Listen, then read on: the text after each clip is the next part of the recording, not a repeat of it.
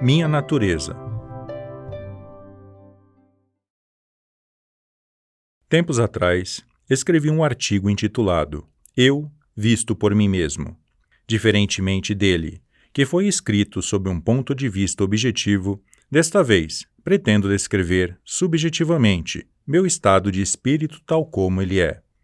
Atualmente, creio que não existe uma pessoa tão feliz quanto eu, e minha gratidão a Deus é constante e profunda.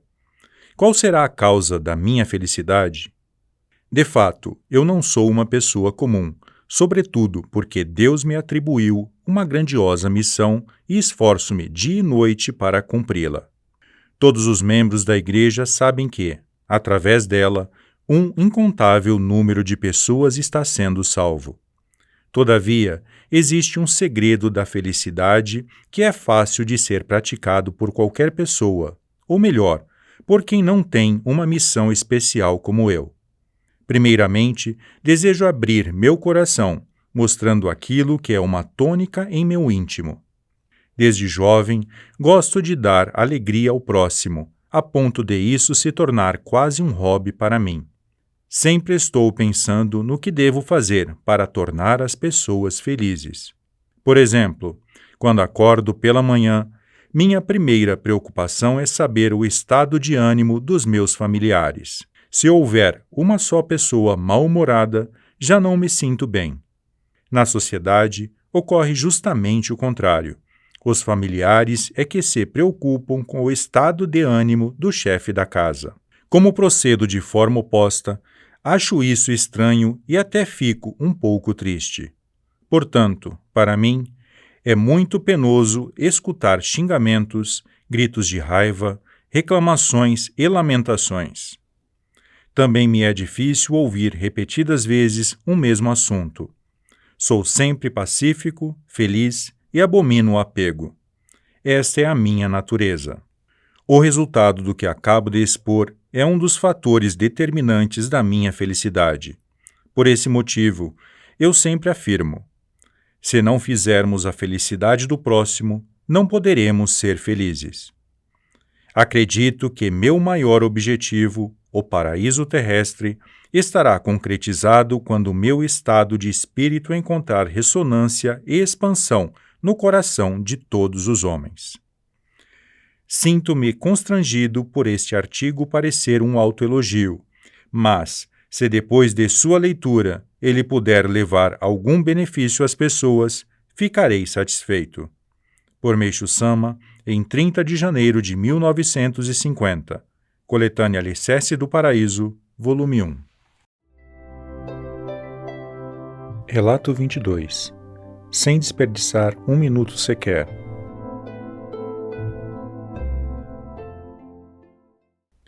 Meishu Sama concentrava todo o seu empenho em expandir a obra de salvação do mundo e, por esse motivo, valorizava cada minuto de seu tempo. Conforme é do conhecimento de todos, desde o despertar até a hora em que se recolhia, ele trabalhava seguindo uma programação estabelecida de tal maneira que não havia desperdício de um minuto sequer. Essa programação era muito peculiar, organizada de acordo com o horário dos programas de rádio. Ele dava extrema importância aos noticiários e aos comentários sobre a situação mundial. Fazia questão de não perder tais transmissões e as ouvia durante o banho, o corte do cabelo ou, ainda, durante as refeições. Em suma, nos horários em que ninguém o incomodaria. Até mesmo quando Meishu Sama saía para caminhar, um acompanhante o seguia, levando um rádio portátil. Quando construiu a casa de chá no jardim do Rekyunso, ele sempre ia inspecionar as obras, ouvindo o rádio. Assim, quando os trabalhadores escutavam o som do aparelho, diziam: Meishu Sama chegou, e aceleravam o ritmo do trabalho. O rádio funcionava como um sinal de alerta. Meishu Sama ouvia o rádio com frequência. Todavia, conforme relatei, ele não utilizava o tempo só para isso, ou seja, paralelamente, desenvolvia outra tarefa. À noite, enquanto escrevia ou estudava arte, Alguém massageava seus ombros para aliviar o cansaço ou fazia-lhe a leitura dos jornais. Creio que executava com perfeição várias coisas ao mesmo tempo. Ele não admitia de forma alguma que se desperdiçasse o tempo e utilizava cada minuto de seu dia de maneira proveitosa. Acredito que se conscientizou de que, se não agisse assim, não conseguiria realizar sua grandiosa obra. Quando se encontrava com alguém, estabelecia diálogos muito proveitosos, ouvindo atentamente. Beneficiava-se bastante dos recursos da modernidade, por exemplo, do rádio e da televisão, buscando sempre absorver novos conhecimentos. Possivelmente, se pensa que a obra de salvação alcançou o apogeu porque Meishu Sama já tinha capacidade para isso, mas não foi bem assim. Creio que a maioria das pessoas obteria semelhante sucesso caso se empenhasse com a mesma eficiência, dinamismo e perseverança com que ele trabalhou. Nós devemos reverenciar Meishu Sama não só como um ser de caráter divino, mas porque ele trilhou seu caminho com fervor e convicção, dedicando-se de corpo e alma à obra divina. Em vista disso, busquemos trilhar nosso caminho com profundo respeito a Meishu Sama, tendo-o como exemplo. Com o passar dos anos, como o respeito pelos fundadores de religião vai aumentando, tendemos a divinizá-los, transformando-os em personagens austeros comumente vistos em livros de educação moral. Todavia, se assim fizermos com Meishu Sama, ele deixará de ser quem é e não mais o sentiremos tão próximo a nós. Obviamente, sua espiritualidade era única e não podemos nos equiparar a ele. Seu caminho, porém, não se iniciou a partir da possessão por divindade.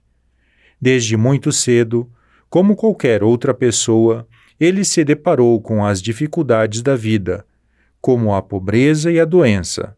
Lutou contra as frustrações e os fracassos, passou por diversas alegrias, sofrimentos, experimentou várias amarguras para, finalmente, descobrir sua missão de salvar a humanidade.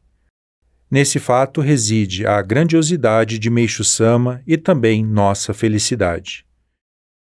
Reminiscências sobre Meishu Sama, volume 1.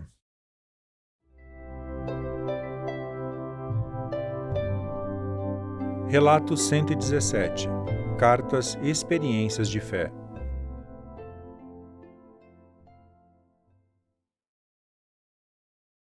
Certa noite, antes de iniciar minha dedicação de anotar o que Meishu Sama ditava, li para ele uma carta enviada por uma senhora que estava internada no sanatório para tuberculosos, na província de Miyazaki.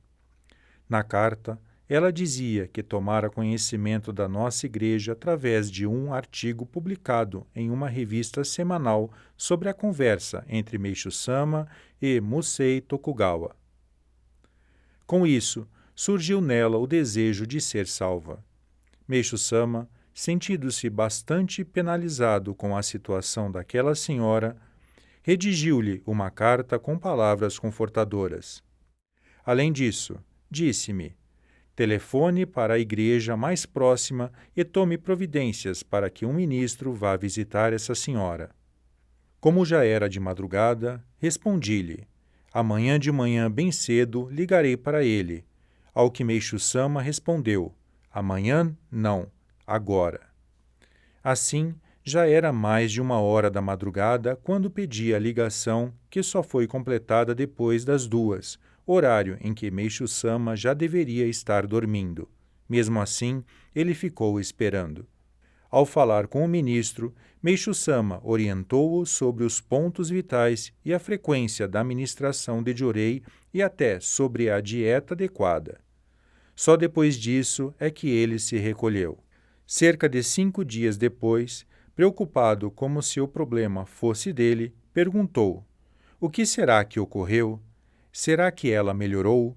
Ainda não deram nenhuma notícia? Posteriormente, ao receber o relatório de que a senhora havia tido alta, e estava frequentando a igreja com saúde, Meixo-sama ficou muito feliz e exclamou: "Que bom! Que bom!" Houve também uma ocasião em que lhe fiz a leitura de outra experiência de fé, cujo teor era o seguinte: um membro havia esquecido uma valiosa bolsa de couro no bonde e a recuperara sem dificuldades. A moça que o encontrou chegou ao seu dono pelo cartão de visitas que havia na bolsa. Ela escreveu-lhe pedindo que fosse buscá-la. O membro, feliz com a graça recebida, foi apanhar a bolsa.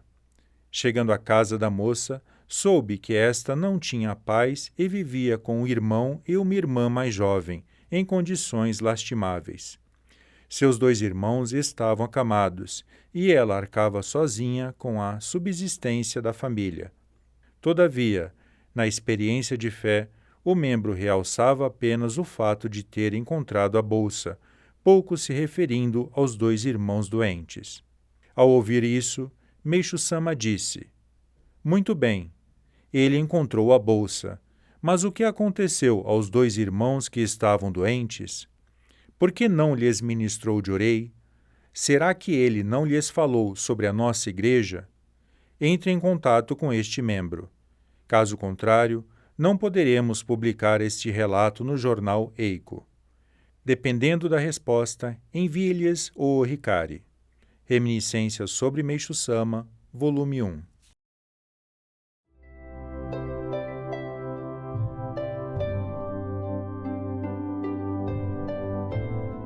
Não seja odiado.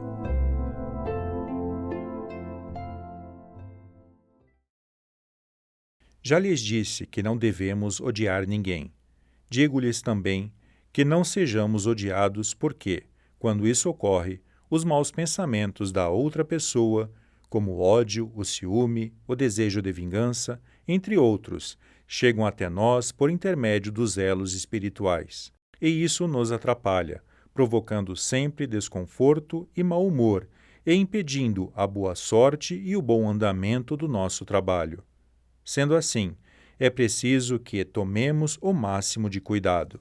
Todavia, neste mundo, existem muitas pessoas que não se importam em torturar o próximo e torná-lo infeliz. Apesar disso, são elogiadas pelo êxito que alcançam em suas profissões. Os que as observam não conseguem perceber além do que é visível e procuram imitá-las, julgando ser esse o caminho certo para o sucesso. Devido ao aumento do número de tais criaturas, o mundo não melhora. Se observarmos isso a longo prazo, veremos que, se semeamos o mal, colhemos o mal. Dessa maneira, todos os perversos, sem exceção, infalivelmente se arruinarão. Assim, para que possamos viver prazerosamente, para que nosso trabalho se desenvolva satisfatoriamente e para que as desgraças sejam mínimas, é preciso, ao contrário do que foi apontado, alegrar nossos semelhantes e torná-los felizes. Quem age assim merece ser chamado de sábio. E o fundamento da religião é divulgar esse princípio. Conforme costumo dizer a frase: tolo é a denominação do homem mau, é uma eterna verdade. Por Meixo-sama, em 18 de julho de 1951. Coletânea Alicerce do Paraíso, volume 4.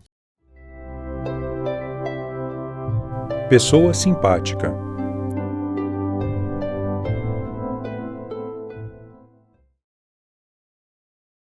Talvez não exista outra palavra que soe tão agradavelmente quanto simpatia.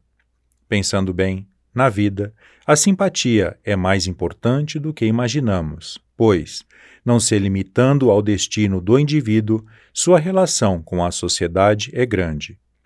Por exemplo, se alguém se sentir bem ao ter contato com uma pessoa simpática e se essa corrente se propagar continuamente, é óbvio que a sociedade se tornará bastante agradável. Por conseguinte, situações abomináveis, principalmente o conflito e o crime, diminuiriam e, espiritualmente, surgiria o paraíso. Não existe outro meio melhor que este, pois não requer dinheiro, não é trabalhoso e pode ser posto em prática imediatamente. Embora isso pareça deveras fácil e simples de praticar, como todos sabem, na realidade, não é, já que não basta que a simpatia seja apenas aparente. A verdadeira simpatia aflora do interior. É indispensável, portanto, que a pessoa seja sincera de coração, o que depende do sentimento. Em suma, o fundamental é o espírito de amor altruísta. A esse respeito, gostaria de escrever um pouco sobre a minha pessoa. É estranho eu mesmo falar, mas, desde jovem, aonde quer que eu fosse, quase nunca era odiado ou detestado. Pelo contrário, na maioria das vezes, era estimado e amado pelas pessoas. Analisando a razão desse fato, concluí que possuo algo que me parece ser o motivo. Em qualquer circunstância, deixo meus interesses e satisfação pessoal em segundo plano. Procuro ter em mente apenas aquilo que satisfaz e deixa os outros felizes. Ajo assim, não por razões morais ou religiosas, mas naturalmente. Esta é a minha natureza. Em outras palavras, é até um hobby para mim. Por essa razão, muitos dizem que possuo uma personalidade privilegiada, e é possível que tenha mesmo. Depois que me tornei religioso, obviamente essa característica se intensificou. Então, quando vejo uma pessoa sofrendo por doença, não consigo ficar parado e impassível e sinto vontade de curá-la a qualquer custo. Ministro-lhe jurei, ela é curada e fica feliz. Ao ver sua alegria, esta se reflete em mim e eu me sinto igualmente feliz. Por ser assim, no passado, criei inúmeros problemas e sofri muito. Mesmo quando percebia que não havia mais chance de cura e que deveria desistir logo, atendendo às súplicas por parte da própria pessoa e sua família, eu cedia e, não pesando os prós e os contras, persistia nas visitas, ainda que fossem em locais distantes. Gastava tempo e dinheiro e, no final, o resultado não era bom. Desapontava a todos e, muitas vezes, recebia queixas e era odiado. Sempre que isso ocorria, eu me censurava, achando que deveria tornar-me menos sensível. Minha personalidade me ajudou muito também na construção do protótipo do paraíso terrestre e do Museu de Belas Artes. Portanto, creio que ela me tenha sido atribuída por Deus. Por exemplo, quando estou diante de uma magnífica obra de arte ou de uma paisagem maravilhosa, não vejo graça nenhuma em apreciá-la sozinho e até fico incomodado. Nasce em mim o desejo de mostrá-las e de entreter o maior número de pessoas possível. Dessa forma, ao invés de desfrutar desta sozinho, minha maior satisfação é divertir e alegrar o próximo, o que também me traz alegria e prazer. Por Meishu Sama, em 21 de abril de 1954. Coletânea Alicerces do Paraíso, volume 4. Nós podemos mudar nosso destino. Gostaria de escrever sobre o destino, mas é preciso que se saiba que as pessoas, muitas vezes, pensam que predestino e destino significam a mesma coisa. A diferença, no entanto, é radical. O predestino é algo que já está determinado desde antes do nascimento, ao passo que o destino pode ser definido pelo ser humano. Todos já devem ter vivido a situação de seus desejos e aspirações não se realizarem com facilidade. Isso se deve, como disse, aos limites do predestino de cada indivíduo, que já estão determinados e, evidentemente, não podem ser ultrapassados. Por conseguinte, seria essencial a pessoa conhecer claramente os limites de seu predestino. Todavia, isso é muito difícil. Aliás, pode-se dizer que é quase impossível. O desconhecimento desse limite leva o ser humano a traçar planos superiores à sua capacidade e ter esperanças descabidas, que o levam ao fracasso. Se, nessas ocasiões, ele se der conta disso, recuar e depois começar de novo, certamente o sofrimento será menor. Contudo, por não conhecer os limites do predestino, ele persiste a todo custo em seus planos, o que acaba aumentando o fracasso. Evidentemente, isso decorre também pelo fato de se subestimar o rigor do mundo. Assim sendo, a maioria das pessoas falha nas tentativas de recuperação ou encontra empecilhos para recomeçar, só tomando consciência da realidade após amargas experiências.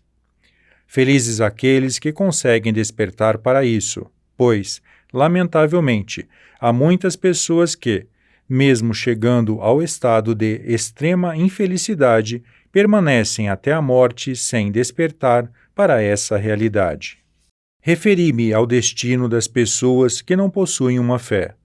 Nesse ponto, as que possuem são diferentes. A esse respeito, devo abordar pelo aspecto espiritual e dizer que todos os sofrimentos são ações purificadoras. Quando me refiro às ações purificadoras, poderão pensar que elas se limitam à doença. Todavia, isso não procede. Tudo o que nos traz preocupações ou sofrimentos são ações purificadoras. Por exemplo, ser vítima de fraude, de incêndio, de acidente, de roubo, passar por uma tragédia familiar, fracasso e prejuízo comercial, sofrer por conta de questões financeiras, conflito conjugal, contendas entre pais e filhos ou entre irmãos, desentendimentos entre parentes e amigos, etc. Tudo faz parte da ação purificadora. Já que, normalmente, as nuvens espirituais são eliminadas por meio do sofrimento, enquanto elas existirem, não há como escapar dele. Dessa maneira, a condição absoluta para melhorar o destino é a redução das nuvens espirituais. No momento em que a alma se tornar purificada até certo grau, a purificação não será mais necessária. Por conseguinte, a infelicidade se transforma em felicidade. Sendo esta a verdade, a boa sorte não se espera de braços cruzados, conforme afirma o ditado, mas sim purificando. Como já disse, se a fé é o meio para purificar a alma sem sofrimento, é óbvio que não haja felicidade, de forma alguma, para os descrentes. Entretanto, uma vez que existem diferenças no âmbito da fé, se ela não tiver uma força extraordinária, a verdadeira felicidade não será alcançada. Daí a necessidade de se reconhecer a Igreja Messiânica como uma religião que corresponde a essa condição. Por Meishu Sama, em 25 de outubro de 1952. Coletânea Alicerce do Paraíso, volume 3. Poema 105.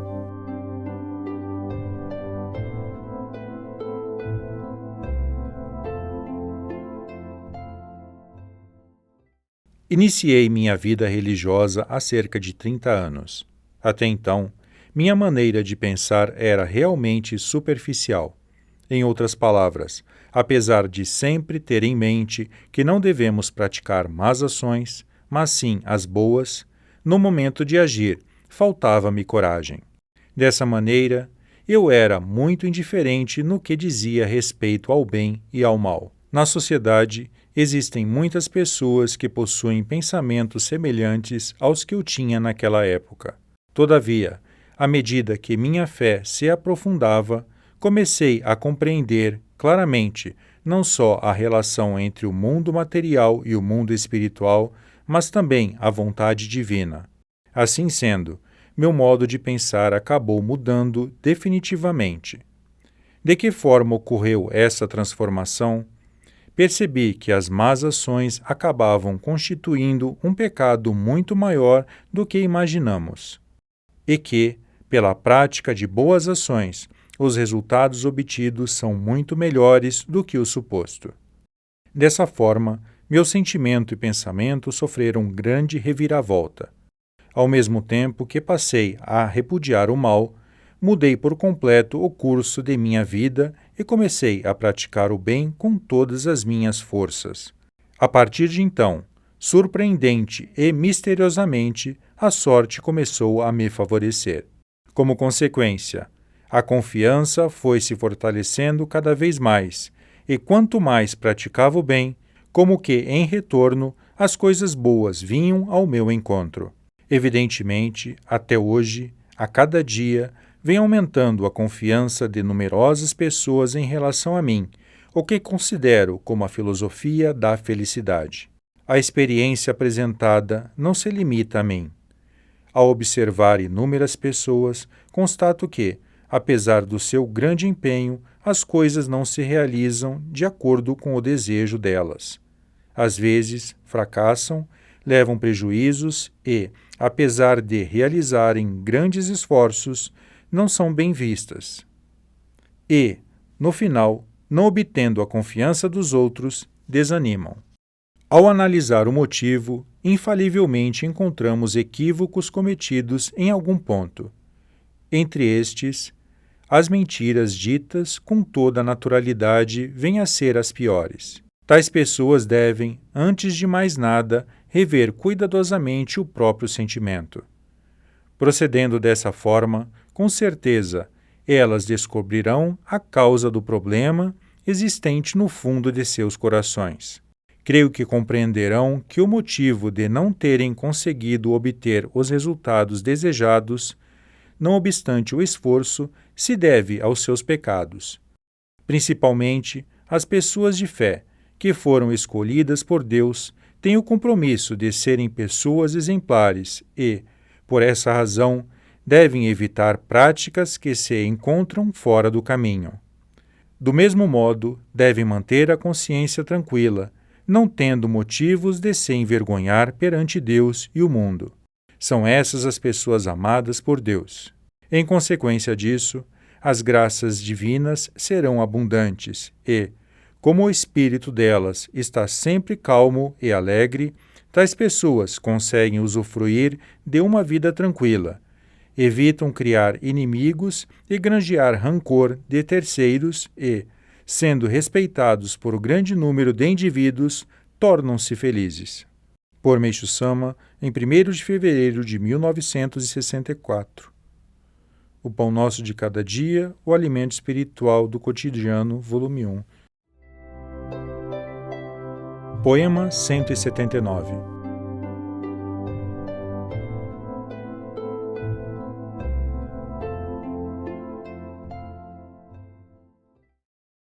A diferença entre as pessoas de fé Shōjo e aquelas de fé Daijo é que as primeiras desejam a própria salvação, ao passo que o lema da fé Daijo é: eu não me preocupo comigo, preciso salvar as pessoas que estão sofrendo no mundo.